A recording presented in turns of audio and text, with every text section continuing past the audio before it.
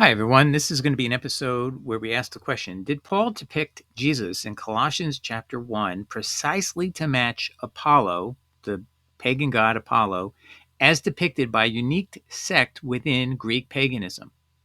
Okay, so I'll just give you a little heads up. What that means is Apollo is depicted as a son of God. In this case, Zeus is a god, and Zeus had overthrown the god who Kronos before him. But the way this sect believed in Apollo, that they believed that Apollo was the creator of heaven and earth. In every other Greek sect, they all believed that Kronos, that Zeus overthrew, he was the creator of heaven and earth. But in the Apollo sect, they believed Apollo was creator of heaven and earth. So you had a father god, Zeus, who gives birth to Apollo, and then Apollo is the one who creates the heavens and an earth. And that is, if you follow what I just said, and I'm going to read you Colossians 1 next, you'll see a complete parallel. And I'm going to show you a video where I just stumbled across it last night, where a history channel on Greek history, which is enjoyable to just watch and see what's going on in Greek history, ancient Greek history. And there it is. It popped up right in my face. I wasn't planning on seeing it. And that's what this Apollo sect believes. They had the Python priestess at Delphi and at Philippi. We've dealt with that a lot. But this sect was very unique, very narrow, in having this unusual view that the Son of God, he was the creator of heavens and earth, when in all the other Greek religion, it was Kronos who was the first god, one of the Titans, they called him. And that god, he created the heavens and earth, that guy. And so, and all living beings. So that's totally uh, that is totally inconsistent with the Apollo religion, but that would be more, Kronos would be more consistent with the Jewish religion. So what's the furthest way you can get away from the Kronos religion that is dominant in Greek paganism is to go with the Apollo religion, which has a different view, which God Zeus creates only his son, and then everything else is made by his son Apollo. So now, with that in mind, I'll give that proof to you in a minute. Let's go read Colossians 1. I meant to mention that we are making this episode 3 in our series on Paul was an Herodian, because this tells me something I think it indicates something very clear, that Paul is an infiltrator. Because to have this kind of corrupt idea that you are clearly, you're not getting from Judaism, and you're not getting it from Christianity, the Jewish apostles, not from Jesus, not in a million years. This is a deep, diehard sect within paganism. I don't want to say it's a small sect, it's a very influential sect because of the Delphi Oracle, that everybody wants to hear what she has to say. But this is a very, very unique view of God, and that yet is in Paul's writings. Why would he do that? You have to imagine he knows, he's in his own heart, he knows what he's doing. He knows the sect of Apollo is what he's advancing, and that why would he be doing that? He's infiltrating. He's an agent, and Herodians are essentially pagans trying to placate Jews. So this is exactly what Paul's doing. He's actually trying to revolutionize Christianity to have this completely pagan view of God. So now I will begin with Colossians 1. All right, so let's read Colossians 1, verses 14 to 18 in the King James Version.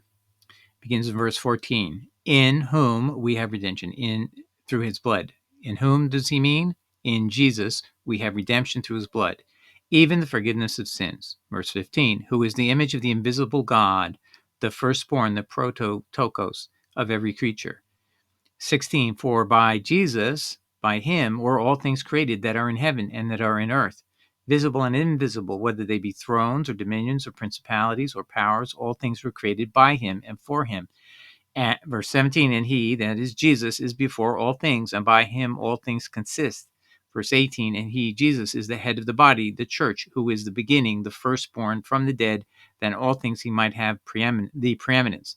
Now, I want to just take verse 18 first. Preeminence. Apollo has much more importance in the Apollo religion, the sect of Apollo followers that were headquartered at Delphi and Philippi.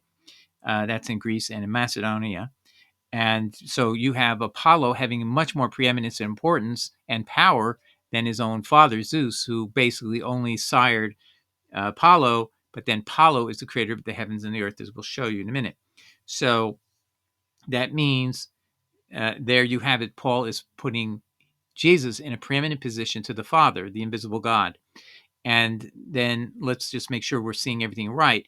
So if you're reading verse 18, you see that he's called Jesus the firstborn again in verse 18, just like he did in verse 15. So you have that link there. So the question is all of these he, is this, he's that, is there any break in that? No, it's always Jesus from the beginning to the end. There's no God doing any of this. So he literally means the Father is not involved in anything but what? That Jesus is the firstborn. He's the first, the prototokos, because he's the firstborn among all creation. And that means he's not eternal, but at the same time, it means he's a son of God, son of Zeus. That would be the parallel would be the son of Zeus in the Apollo religion.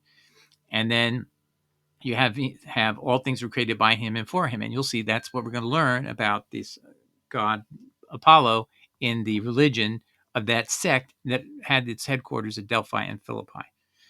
And it's the god of the sun. So when you think of Apollo, think please about its worship of the god of the sun, which we knew that Baal was the sun in the Hebrew text, and I think it was Chronicles. They talk about Baal and he's the god of the sun, and then that gets imported from Syria to Rome, and Rome calls him El Galabulus, and then he's the god of the sun there.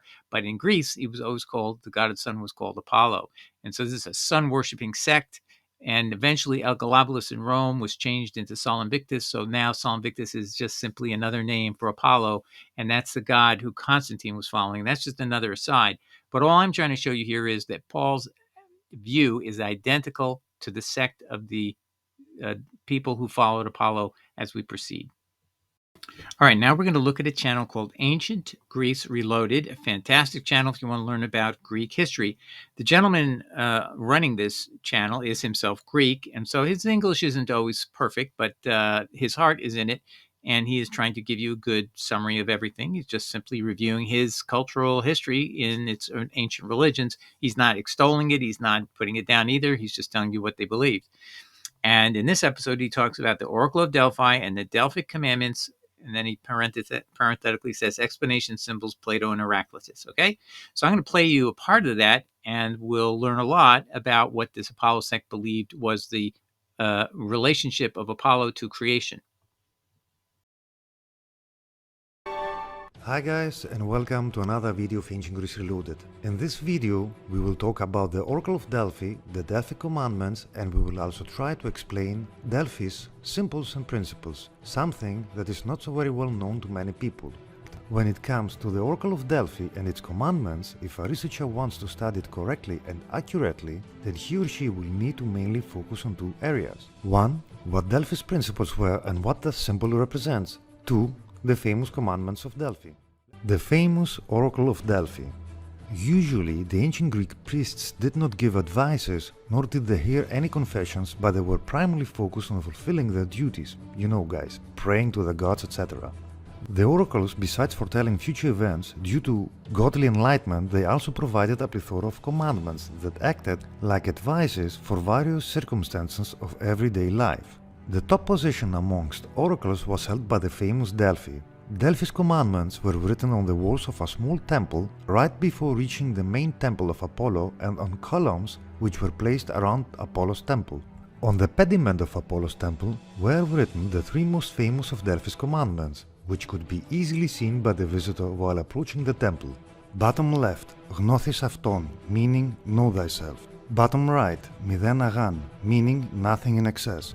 At the center top and between the aforementioned two and Delphis or E, Plutarch, the famous priest of Delphi, who was also a famous biographer / writer, wrote an entire treatise by exploring the long-lost meaning of that commandment. In his treatise, Plutarch proposes various explanations of the commandment and Delphis or pronounced E.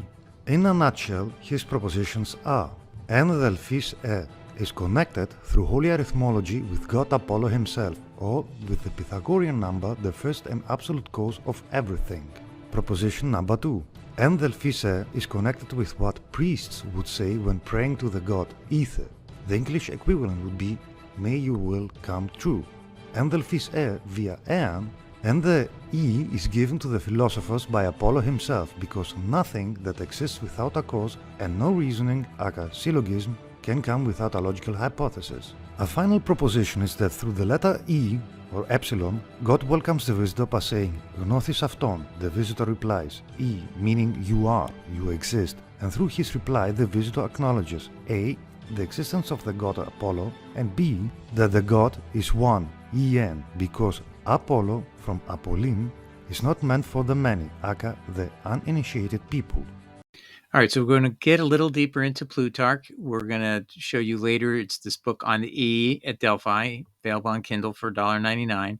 And it is amazing. And he doesn't even tell you that he doesn't scratch the surface as far as he could about this god, Apollo, is a creator. And then he's also known by another name. We'll talk to you about that, but that's Dionysius. And you're going to see why this is all going to tie into why is Paul an Herodian. So be patient and you'll see.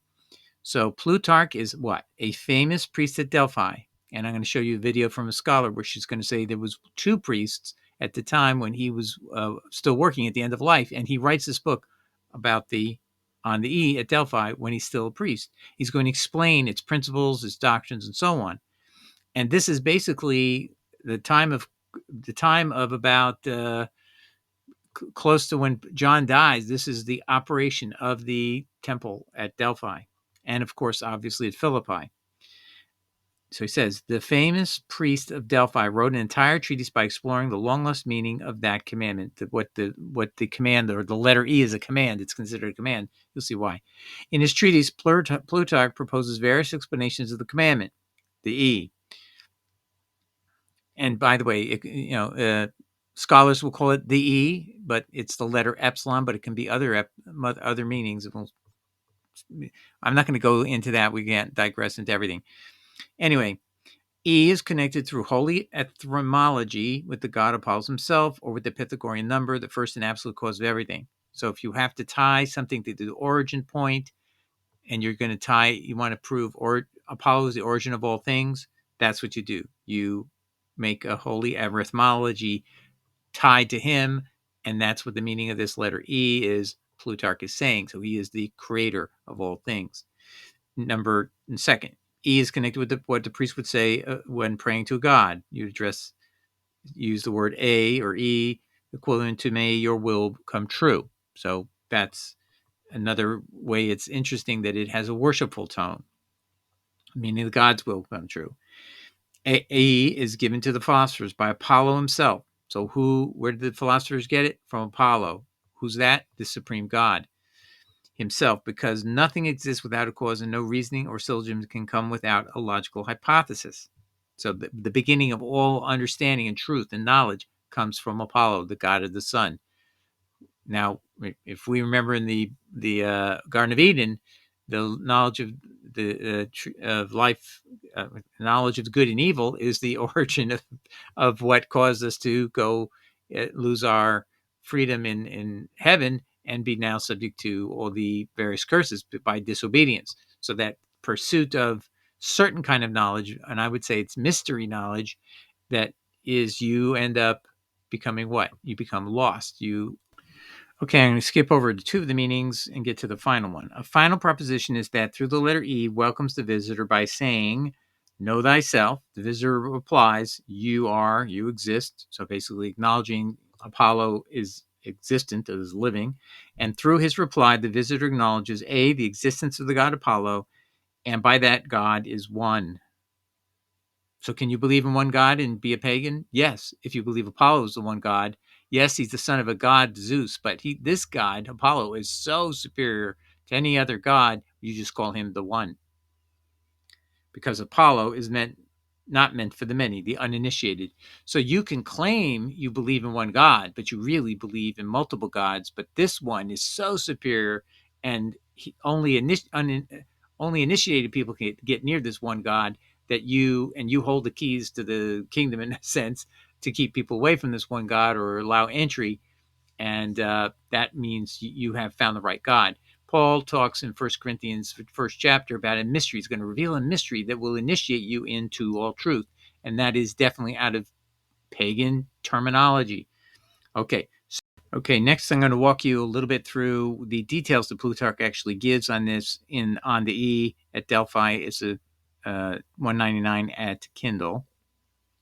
And by the way, this book is the puzzle piece to unlock why is Paul an Herodian, why we can be sure, because his doctrine in Colossians 1:15 to 18 is right out of the handbook of this religion. And Plutarch is a priest of the temple at Delphi, and he is the one who translates the oracles from the priestess. So to prepare you to understand the depths of the meaning of when I'm showing you what Plutarch is saying, I want you to hear it from her, how this is important for Christians to understand what was the faith that Paul was talking to, what was the people believing in, and this would have been what they were believing in if they had any proximity to Greece.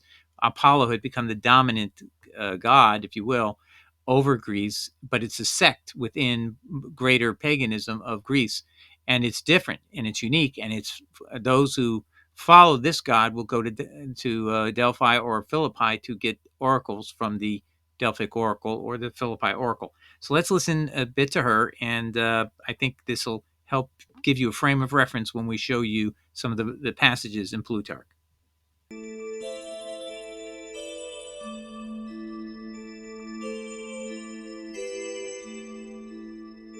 Reconstructing the Greco-Roman religious world is an essential task, not only for the history of the Roman world, but for an understanding of the origins of Christianity.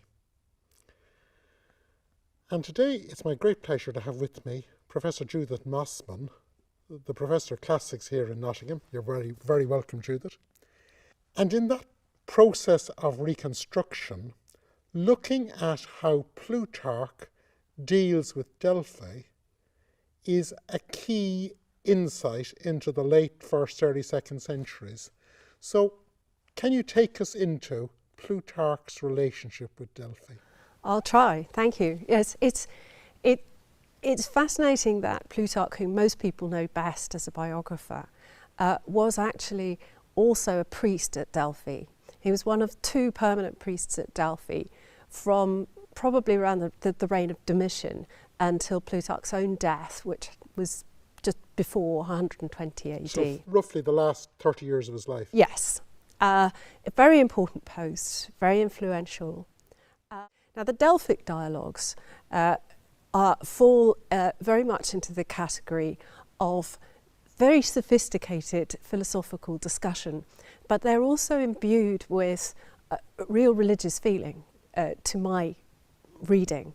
It's very important that what's going on is an investigation into the nature of the god and what people are actually doing when they come to an enormous religious site like Delphi to consult the oracle. Now, there are 3 works, as I say. The first, I would say was the first, is on the E at Delphi. It's actually the shortest of the 3, but it opens up a lot of issues which are examined then in the 2 longer dialogues. It takes place, it's set outside the temple in Delphi, and it takes the form of an investigation of a mysterious dedication, which is nothing other than a letter E. Big picture of a letter E. Why would anyone put that there, and what does it all mean? Well, there are lots of solutions proposed, including taking account of the fact that the Greek letter epsilon, or A as it was at that time, was also the number 5, the symbol for the number 5. There's a lot of stuff about how important the number 5 is, and also it's the Greek word for if, and for if only, and for you are. And the dialogue concludes that the true nature of the dedication reflects the true nature of the god. He's somebody who answers questions, but also someone who poses questions. He's a riddler, but he is the answer to everything. The worshippers are told by the god, the famous Delphic maxims, know yourself, nothing too much, and they respond to the god, you are. That's an affirmation of the existence of the deity which presides over the oracle. Now, there's a much longer dialogue, which is also set physically at Delphi and makes a great deal of the setting. It's called Why Are Oracles No Longer Given in Verse? And it tracks the progress of a party of religious sightseers. I think pilgrims is not quite the right translation, but people who have come to consult the oracle, to look at what's there, to look at all the offerings in the different buildings up the sacred way. And as they progress up the sacred way, somewhat hampered by tour guides, some things never change, they pause and look at all the various offerings and objects, and they analyse them philosophically. And again, the conversation is permanently coming back to, why is this here? What does it say about the god? What does it say about, as Plutarch calls him, our dear Apollo? In that one chapter, we're actually brought into a completely different religious world to the world that Jews and Christians have when they try to reconstruct this period. Yes. It's been said that Jews and Christians have spent the last 2,000 years dealing with the advent of Jesus and the destruction of the temple and the shock waves. But here we find a religious discussion that is completely alien to us, and yet this is the world in which someone like St. Paul was travelling, and this is the world in which, say, the Gospels are being written. This is the world where the beginnings of the mission are taking place. Yes. Yes, it's remarkable. It's also important, I think, that this. I think it's a beautiful passage. Every time I read it, the hairs on the back of my neck stand up. It's sometimes said of ancient Greek religion that, they didn't really believe it. They were just going through the motions. It was. It wasn't, a philosopher like Plutarch is not the same as anyone else in society. Either it's so rarefied that no ordinary people can deal with it, or it's simply a religion of processes without any heart. But it seems to me that from the classical end, this is an incident which suggests a very profound response, a profound religious response among a very large range of people. Judith, thank you very much. Thank you. All right, so now let's start reading from Plutarch's work on the E at Delphi. She mentioned that is one of the three works that talks about the doctrines about Apollo, about that oracle at Delphi. Now, all the Greeks, so to speak, regard Apollo as the same with the sun. That's at page 3 of the book. So that reminds us that Apollo is the sun in their religion. Okay, he's a god, and he's in the sun in the sky at the same time. Now, I want you to see this as a page 13, so I'm jumping, because this is going to tie directly into Paul, as you'll see. If then anyone should ask, what has this to do with Apollo? We reply, it has to do not only with him, but with the Bacchus, who has no less property in Delphi than Apollo himself. So Bacchus is another god figure, god of the wine, and he's a figure of importance at Delphi along with Apollo. And you can't, and Plutarch, a priest for that priestess to serve her and Apollo, he's saying you can't extract Bacchus from Apollo. And then he says, Plutarch, this is in the 100s, the early 100s probably. We therefore hear theologians partly in verse, partly in prose, setting forth and chanting how that the god, though by nature incorruptible, eternal, he's talking about Apollo, yet as they tell, though some decree of fate, submitted to change of condition at one time, set all nature on fire, making all things like to all. At another time, he was metamorphosized. So let me just tell you what that means. He's saying this god Apollo basically he decided to change his situation, and he created nature. He set all nature on fire. He's creating everything, making all things like to all. Okay, then he's saying he was metamorphosized, best known of all his names. Okay, so his name is best known name he has is Apollo, but he's going to have another name you'll see of importance. The wiser sort, cloaking their meaning from the vulgar, call the change into fire Apollo. So what does that tell you? There's another name that's being kept from you, a secret name of Apollo.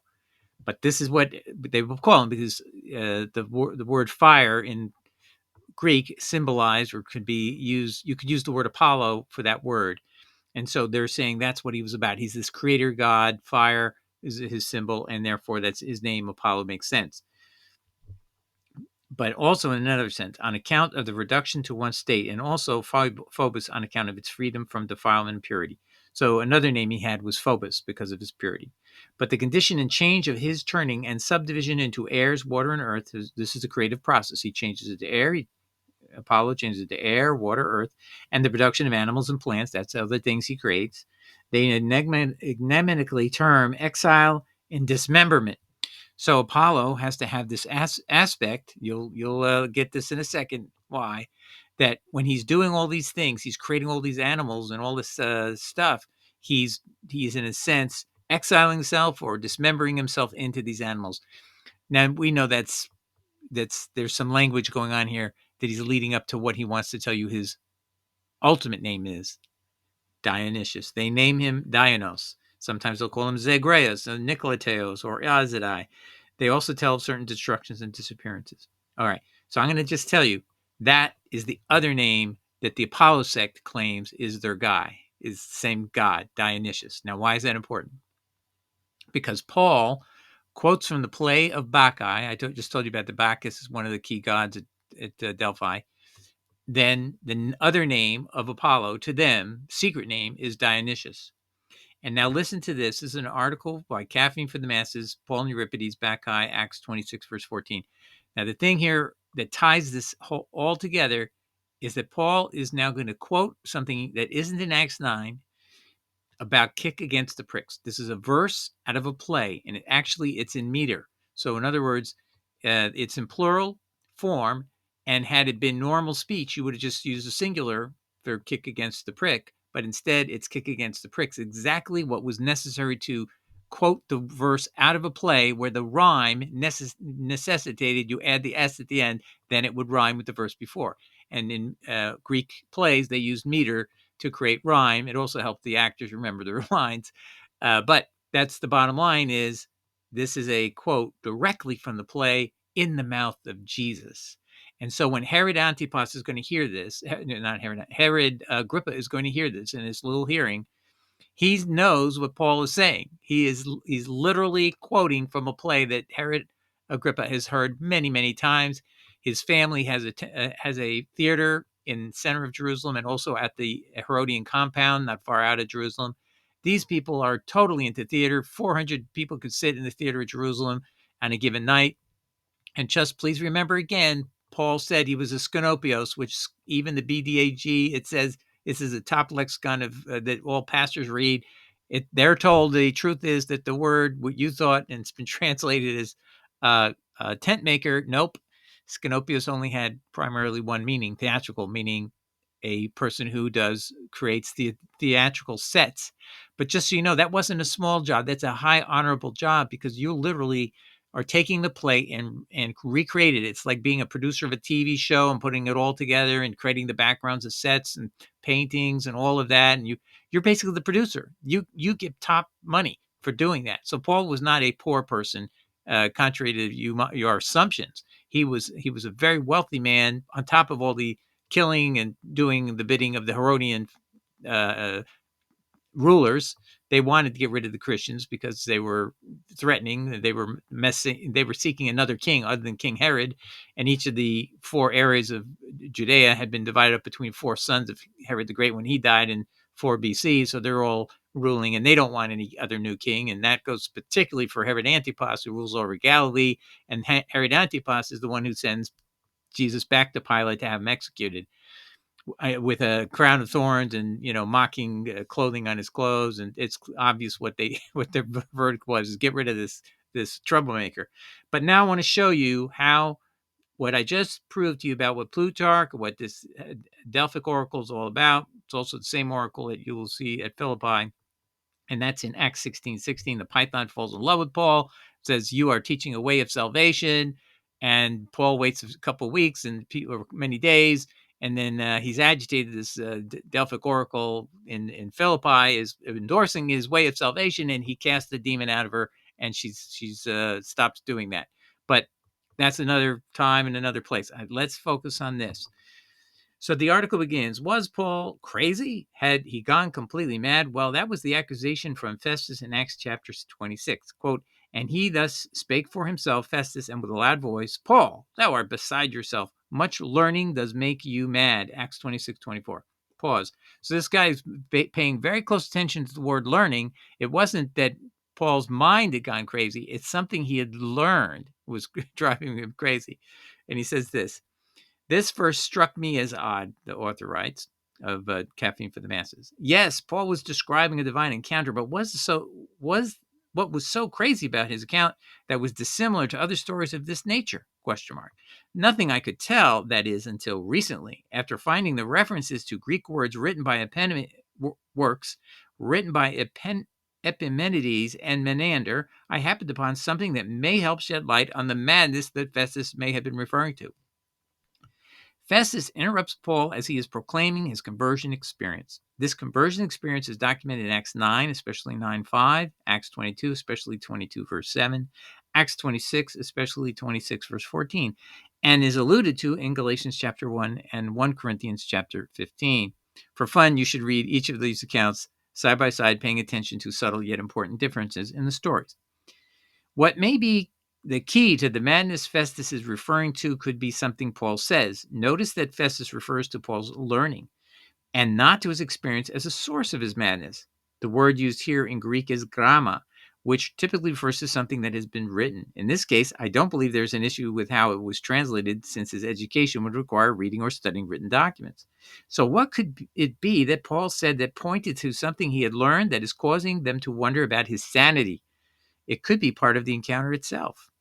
Quote, and when we were all fallen to earth, this is Paul talking in his speech to Herod Agrippa, I heard a voice speaking unto me and saying in the Hebrew tongue, Saul, Saul, why persecute you me?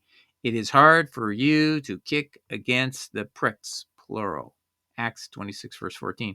What I have highlighted here is another example of something Paul quotes from a Greek source. However, this one is slightly different because he claims this to be the words of Jesus. The original source of this phrase is from Bacchae by Euripides.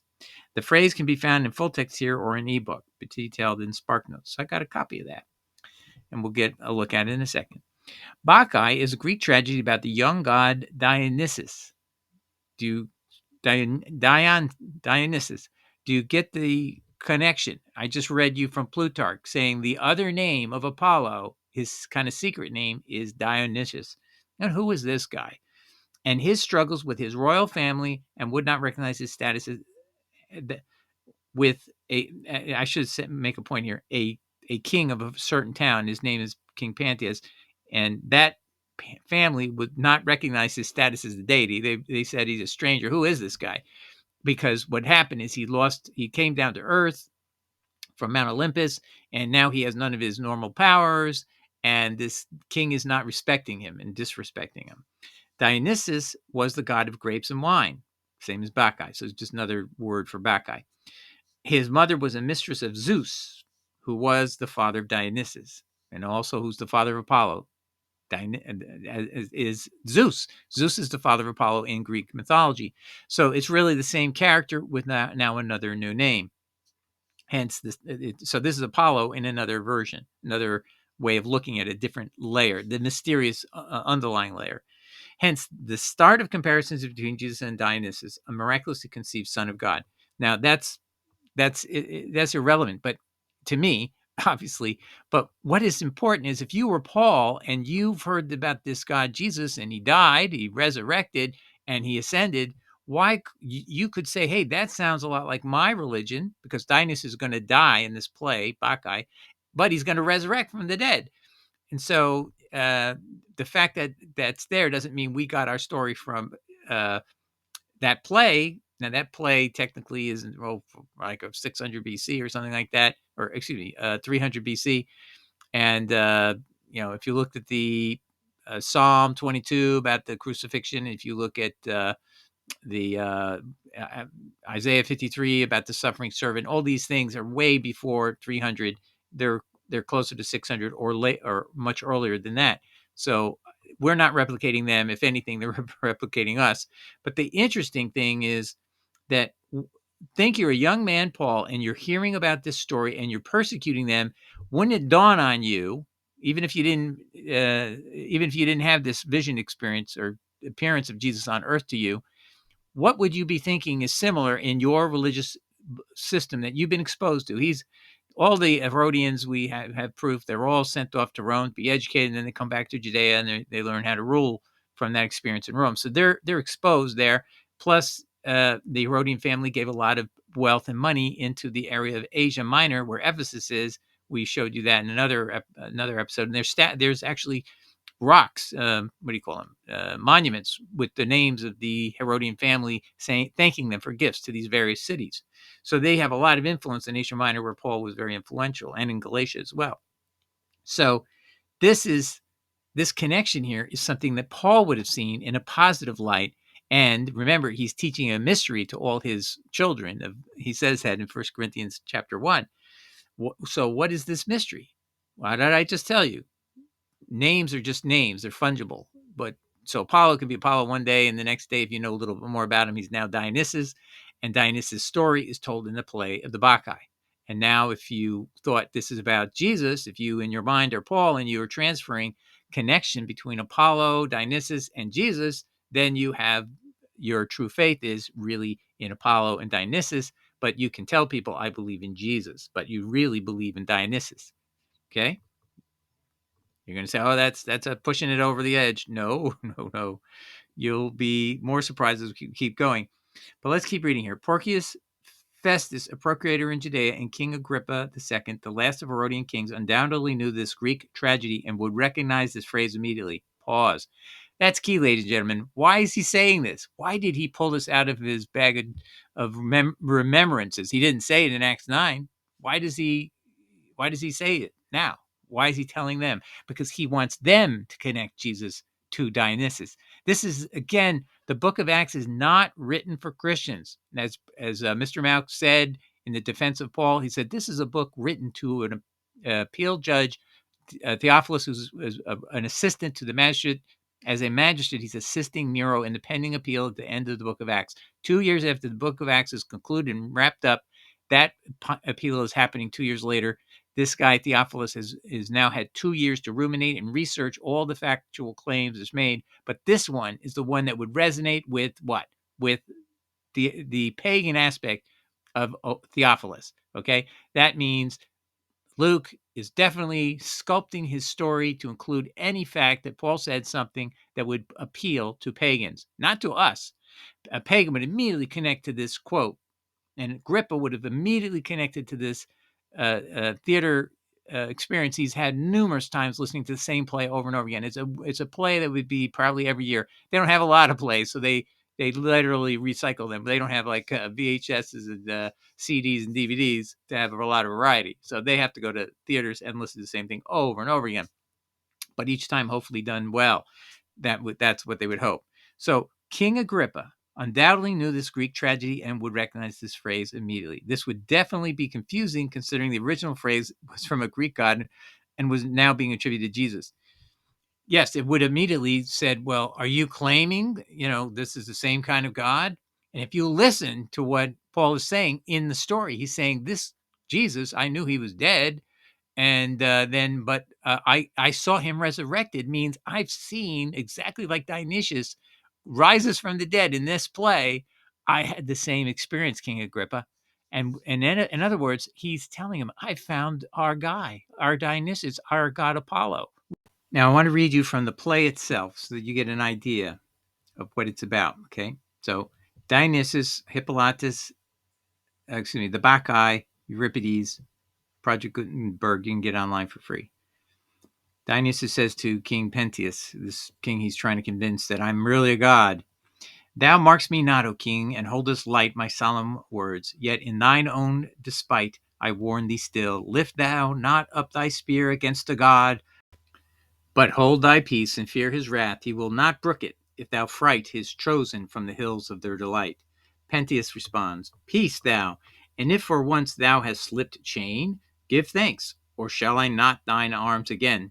So he's had him arrested and held in chains. Dionysus, better to yield him prayer and sacrifice than kick against the pricks, since Dionysus is God and thou but mortal. So this Dionysus is a god. He's saying you cannot kick against the pricks. Paul quotes that to Herod Agrippa from this play in the plural, meaning it's only in meter that would ever appear. You would never say this in normal Greek expressions. You say kick against the prick of the animals it's going on, and it has a prick from the spurs of whoever's on top of the animal trying to drive it forward, the donkey or whatever horse. So this is explicit. And that connection that immediately King Agrippa would have had is that Paul is claiming Jesus is God. So if people wants to know, where does Paul actually call Jesus God? He calls him God here because he's equating, or I should say, a God. Remember, Zeus is still God. He's just a God the Father that's kind of way out of, just had one role, just to sire this Dionysus. But Dionysus is Apollo, and that's his other name, in this religion of Apollo at Delphi, and that means he's the creator of heaven and earth. Okay, so to wrap up that proof that points directly at this quotation of the play from Euripides, the Bacchae, about Dionysus being key to proving who Paul is really, what is Paul believing he's following. He says, Festus says to him that you have gone mad, but due to your much learning is something in writing. Grammar, he actually uses that in this context the author points out here. That means something written that both Paul and Festus would know about, and obviously Herod Agrippa as well. He says right here, Porcius Festus, the procurator, and King Agrippa, the last Herodian kings, undoubtedly knew this Greek tragedy and would recognize this phrase immediately. This would definitely be confusing considering the original phrase was from a Greek god and we're now being attributed to Jesus. They would absolutely know what Paul is saying. And the only way to resolve what Paul is saying is he's met Dionysus, he's met Apollo. That's who he is representing to these men, but it's in code, so you and I can't see it. He's actually just quoting the play to send that message across the bow over the chasm between him and the king and him and Porcius Festus. They're listening to him. They want to know, who do you think you met? Oh, he's telling them I met the person in the play that we all have heard this play 1,000 times, and I've probably put it on doing my set decorator work. That's who I've met, and he's resurrected just like it was forecast and prophesied. You have to know, by the way, these plays are oftentimes seen as prophetic. That there's a muse that causes the playwright to say what he is. And remember, most of these plays were read back in a musical tone, and that's why they had meter to them. They would rhyme. So this is a song also at the same time that it's a play with substantive action taking place over the whole play. So he is definitely conveying to them who he thinks he's serving. And it's no coincidence that Colossians, let's go back to Colossians. Here's where Paul affirms that same preeminence you saw in Colossians 1, verse 18. It says right here in Philippians 2:9, this is at Christianity.com, wherefore God has highly exalted him and given him a name which is above every name, above the name of Yahweh. Same thing in English Standard. Listen to the message. Because of that obedience, God lifted him high and honored him far beyond anyone or anything ever. Poor Yahweh. Look at the explanation that Standard Christians gives. The Bible, Philippians 2, verse 5 to 11, says that Jesus has been given the name that is above all names. The name is Yahweh, and Jesus inherited it. See, ladies and gentlemen, that's why we can ignore Yahweh, because we've found the superior God. That's exactly the Apollo religion. Apollo is higher than Zeus, his own father. And you can't get around the fact that Paul is appealing to pagans, Gentiles, to follow him with a religion that teaches that God, the Father, Yahweh, didn't make them. That God, the Father Zeus, didn't make his son either. They would have that in their mind. Aha, then who is this God you're teaching us who died and resurrected? Well, he's a God that created all things. His father didn't have anything to do with it. And he gets preeminence over his own father. Hey, that sounds a lot like our religion here in Asia Minor, Ephesus, and also in Greece. We love it. Great work, Paul. Thank you for this message. Ladies and gentlemen, it is beyond doubt Paul is an Herodian infiltrator with his own religion, secret mysteries where he's going to explain all these little steps where he'll bring his people along, not to Christ, but to Dionysius. That's why he had Dionysius quoted as the voice of Jesus at this event where he's allegedly meeting the Jesus, our Jesus, quoting a pagan play about a pagan god, this pagan Dionysius. No, my friends, but when he was in front of Herod Agrippa and the other gentleman Festus, that was time to reveal his cards to them, because then they would know they're on the same team. All right, God bless everybody. Ciao. Bye.